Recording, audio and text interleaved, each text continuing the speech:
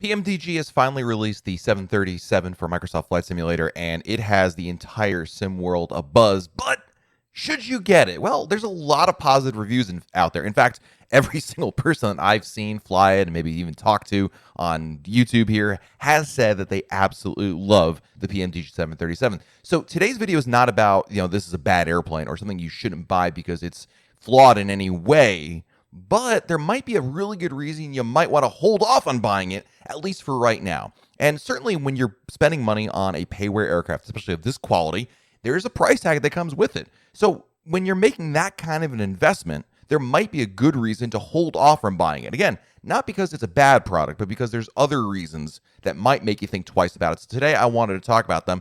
Of course, if you were to buy the PMDG 737-700 right now, you'll come with a couple different options, including the passenger variant, the BBJ variant, and also a cargo variant. As per the real-world 737-700, you can also select between the winglet or split scimitar models. Now, PMDG made a name for itself in P3D with its 737, and this carries through with the Microsoft Flight Simulator version as well because the systems are deep. The developer spent a lot of time making sure the plane has accurate flight modeling, a custom autopilot feature, and plenty of other goodies that make sure this plane is as close to as realistic as you possibly get in the sim currently. PMDG also included detailed modeling, texture work, and authentic sound pack, so it's really the real deal right here. You can buy the 737-700 for $69.99, and that price is going to go up to $74.99 once the 600 variant is released. So why would you not want to pick it up right now? Well, starting off, number one reason not to get the PMDG 737 is it's the 700 variant that's out right now. And most people don't like that variant or don't care for that variant because most airlines today fly the 800 or even the 900 variant. When it comes to the 737, it's an iconic classic airliner, but most airliners today fly the 800 or even the 900, as I mentioned. So if you're looking to get more real-world realism, the 800 variant and possibly even a newer variant would be more of interest to you. And for that reason, if flying a 700 variant would almost be a step back in the sense that you've got a plane that has an older system and an older style of body that doesn't reflect what there is today. At the end of the day, I think a lot of people like having what you can fly today in the real world in the sim. And the 700 variant is still flown by a couple different airlines out there. I don't want to make it seem like it's extinct, but it's not quite the 737 that you probably think about if you were to close your eyes and imagine a 737. So if flying the 800 variant is important to you, then picking up the 700 variant is not going to be prudent. On top of that, let's also face the fact that the pricing for the 700 variant actually isn't bad. A lot of people thought the price, myself included, for the 700 is not a terrible price until you start adding up the cost because each variant is going to cost you some amount of money out of pocket, right? And the issue is that it punishes people for buying more than one variant. There's nothing vastly different between the variants, but yet it's going to cost you basically double the cost every single time. Talking about $50 to $70 for each variant. So picking up the 700 variant today might make you feel like, yeah, I'm like everybody else. I got the PMDG 737. But if you're going to pick up the 800 also, now you're going to shell out another $50 to $70. So telling people to buy just one and be happy also isn't a great solution either because that's not the point. The fun thing about Flight Sim is you can do what you want when you want to do it. And for those of us that want one variant, well, that's fine. But I think a lot of other people like having multiple variants. And if you're one of those people, it's going to cost you. The next reason you might not want to pick up the PMDG 737 is kind of piggybacking on our first reason is that it's going to cost more if you wait for a combo deal. So off the bat, PMDG has said they're not going to offer a bulk discount or a combo for the different variants. If you want to pick them up as they come out, you're going to pay for them each and every single time.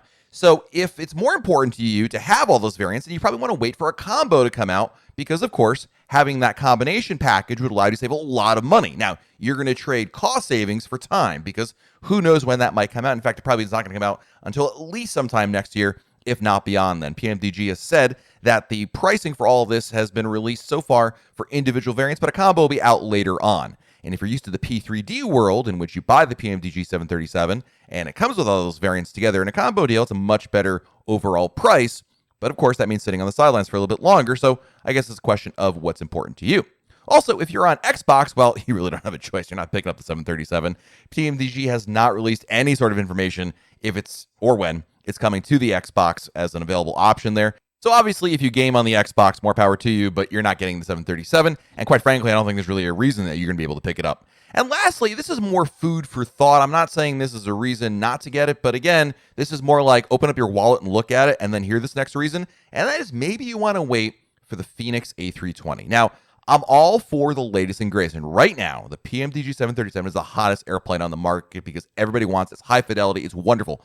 But are you buying it because it's a new hotness and without thinking about the bigger picture? Because, of course, we know there's a payware Airbus A320 coming out at some point soon. Now, we don't know the exact day yet, or even the price for that matter, but it's not going to be free. It's going to cost a little bit of money. So if your budget is tight, what would you rather have? The PMDG 737-700 variant or maybe a new A320? Now, I absolutely love the fly-by-wire A320. It's fantastic. It's free. So it's hard to go wrong with that. And I know a lot of people listening to this might say, you know what, I'm just going to stick with the fly-by-wire until maybe I can save up some money for the Phoenix. But there's a lot of speculation out there for some pretty big people in the flight sim community that think the Phoenix A320 is going to be the real deal. And again, piggybacking on the first reason not to pick up the PMDG 737, the A320 is a more modern airliner compared to the 700 variant of the 737. And depending on your flying style and preferences, maybe you prefer to be in the Airbus anyway.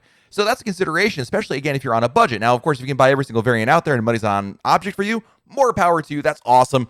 Would you mind sponsoring this channel? But for those other people, I think most people don't fall into that category. I think we all kind of have to pick and choose our battles, so to speak, in terms of which airliners to pick up. And spending $70 here, $80 here is not necessarily in the cards, especially maybe if you also picked up the Mad Dog MD-80 that came out just the other day or some other payware aircraft. You know, your money can only go so far, so it's important to make sure you're making good decisions in the long run, that you're not just buying it because everyone else is doing it right now. It's because you want it. And the Phoenix A320 might make you think twice about holding back just to see what happens there and then maybe purchasing that, or even, you know, the 800 variant when that comes out. Let me know in the comments below if you've picked up the PMDG 737, what you think of it, and does it make sense to hold back on purchasing this particular aircraft? Let me know down there below in the comments. While you're down there, please hit that like button and subscribe to our channel. We do live videos here on YouTube. I'd love for you to be a part of it, so hit that subscribe button, totally free to do so, and that way YouTube lets us know we have a brand new video. This has been Hotch Mania, and we're going to talk again real soon.